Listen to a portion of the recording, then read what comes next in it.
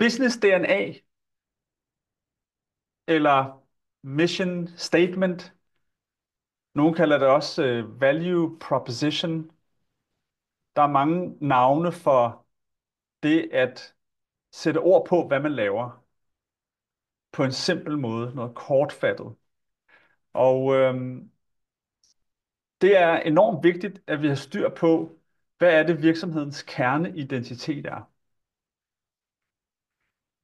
Virksomhedens kerneidentitet, den skal være formuleret meget bevidst. Hver eneste ord skal være velovervejet, fordi i de ord ligger der rigtig mange interessante ting. En sætning, som både rammer, hvem man hjælper, hvad er det for et resultat, man skaber for de her mennesker, og hvordan gør man det. Så altså både niche og resultat og metode. Niche, resultat og metode samlet i én sætning. Og problemet er, hvis ikke man har styr på sin business DNA, som jeg kalder det, man kan også kalde det noget andet, men hvis ikke man har styr på sin business DNA, så har man den udfordring, at det bliver svært at forstå, hvad du laver. Hvad er din eksistensberettigelse i erhvervslivet? Men endnu værre, det bliver svært for os selv at forstå, hvad vi laver. Vi bliver forvirret, hvis ikke vi har styr på en, en business DNA, en sætning, som forklarer præcis, hvad det er, vi laver. Og det har jeg set mange eksempler på som coach for iværksættere, at man, når man spørger, jamen, hvad laver du? Så får jeg typisk en meget lang smøre, som stikker i alle mulige retninger. Både i forhold til, hvem man hjælper, og hvilke produkter man har, og resultatet bliver også bare sådan presset ind et eller andet sted i sætningen, og nogle gange er det flere resultater. Og det, der sker, det er, at jeg som coach tænker, jeg har ikke helt forstået, hvad du laver. Og hvis jeg ikke kan forstå det, så er jeg 100% sikker på, at din målgruppe ikke kan forstå det.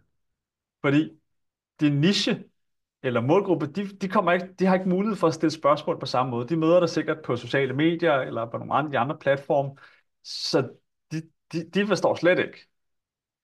Jeg har mulighed for, at jeg sidder over for dig som coach, jeg kan stille nogle spørgsmål, jeg kan sådan, skære ind til benet og hjælpe dig med at forklare det på en god måde.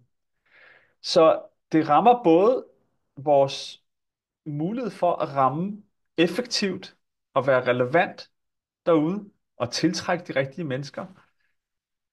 Men det rammer også os selv. Det forvirrer os. Og i worst case scenario, hvis ikke vi har sådan styr på vores business DNA, så ender virksomheden med at vokse i mange forskellige retninger.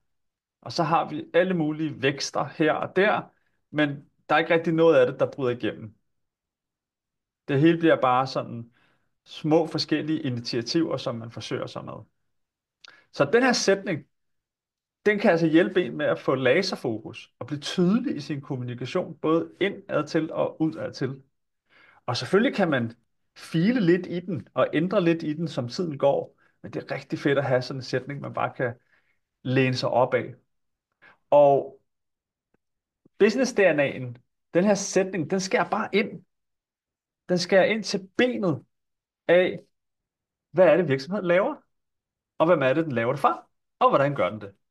Fordi i bund og grund er det det, man har brug for at høre som modtager. Og den fungerer både som et filter, det vil sige, den hjælper en med at filtrere aktiviteter fra, og sige, nå ja, når jeg kigger på sætningen, jamen, så kan jeg jo se, jeg skal jo ikke lave det her nu. Fordi det står ingen steder i min business DNA. Så væk med det. Men det hjælper også en med at have en template, en form for template, vi kan bygge ud fra. Ligesom DNA bygger organismen, så har vi en business DNA, som bygger virksomhedens produkt, eller audience, eller kundebase, eller hvad det er, vi skal bygge. Så det fungerer som en template. Så hver gang vi skal søsætte et eller andet, kan vi lige tjekke, jamen passer det med sætningen? Skal vi lige se, er der et match i forhold til min business DNA?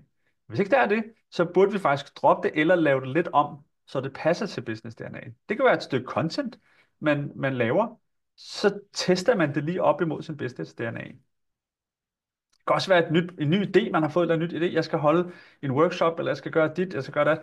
Test det lige i forhold til business DNA'en før, fordi det er et super, super godt filter. Okay. Og fordelen ved at gøre det, og have styr på den her sætning, og at have den lidt fremme i lyset i sin hverdag, så man ser den ofte, det er, at man tiltrækker de rigtige kunder og samarbejdspartnere. Det er sådan bottom line, det handler om. Tiltræk de rigtige, fordi når vi går ud og markedsfører os selv, jamen, så tiltrækker vi alt muligt. Men ved at være laserfokuseret, så tiltrækker vi de rigtige. Det bliver relevante. Og sætningen er jo meget simpel. Jeg synes, det er den bedste sætning, jeg nogensinde har hørt inden for businessverdenen. Det er ikke mig, der har opfundet den, men jeg har været meget stringent med, at folk skal holde sig til den sætning, og ikke begynde at bygge for meget på, fordi det er meget fristende at komme flere ting på sætningen, men det der med at holde sig til strukturen, det er det, som jeg hjælper folk med. Og sætningen er meget simpel. Jeg hjælper X med at X ved at X. Så jeg hjælper X, det er nichen, med at X, det er resultatet, de opnår. Ved at X, det er din egen unikke metode. Og jeg tilføjer unikke metode, fordi der er faktisk nogle muligheder for at formulere den her del på en måde, så man tænker, det er da interessant, det har jeg ikke hørt før. Eller det kunne være, ej, det vil jeg gerne vide mere om. Så prøv at undgå at være for banal. Så jeg giver lige et eksempel. Øhm, Nu har jeg lavet et eksempel til jer her i dag, som er meget, hvor jeg selv tænker noget originalt ind i metoden. Så jeg hjælper gymnasieelever med at få bedre karakterer ved at bruge visuelle teknikker og storytelling. Okay, så man bliver lidt nysgerrig. Storytelling, matematik, det lyder da interessant. Visuelle teknikker, hvad er det for nogle visuelle teknikker? Hvor i modsætning til en lidt kedeligere udgave kunne være, at jeg hjælper gymnasieelever med at få bedre karakter i matematik ved at undervise dem.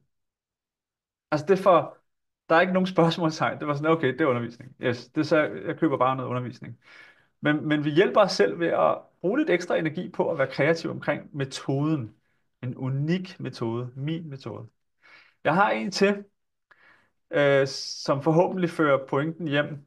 Jeg hjælper småbørns forældre, ikke alle mulige forældre, men småbørns forældre, med at komme i form. Det er det resultat, de vil have. Ved at bruge mikro-workouts. Mikro-workouts. Hvad er nu det for noget? Jeg forstår det godt logisk. Det er noget med, at det er små bidder. Jeg skal ikke bruge så meget tid på det. Det er travle mennesker. Det vil appellere. Jeg vil gerne vide, hvad det er. Hvordan får jeg det ind i mit liv? I modsætning til, at jeg hjælper småbørnsforældre med at komme i form ved at tilbyde dem personlig træning. Det er sådan lidt. Og det er jo det, man gør. Men man skal spice det lidt op med sin egen metode, så man får lyst til at høre mere. Og så kan man faktisk bruge den der unikke metode. Man kan tage den bagefter, det kan jeg snakke om på et andet tidspunkt. Man kan tage de få ord, visuelle teknikker og storytelling eksempelvis, og så bygge et helt produkt ud af det. Altså, okay, hvis jeg skal hjælpe folk med at opnå det her resultat med den her metode, hvordan vil jeg gøre det? Og så bygge det op step by step. Og ud af det kan der faktisk komme nogle ret spændende løsninger. Så for at opsummere lidt, man kan lige så godt have en business DNA. Det er verdens simpleste ting. Få skrevet den sætning. Det tager lidt tid, men hygge jer med den opgave. Jeg synes, den er rigtig spændende at sidde med. Og så skal man låse den på et tidspunkt og sige, godt, nu er den skrivebeskyttet. Print den ud, sæt den ud foran dig, et eller andet. Få den gjort synlig.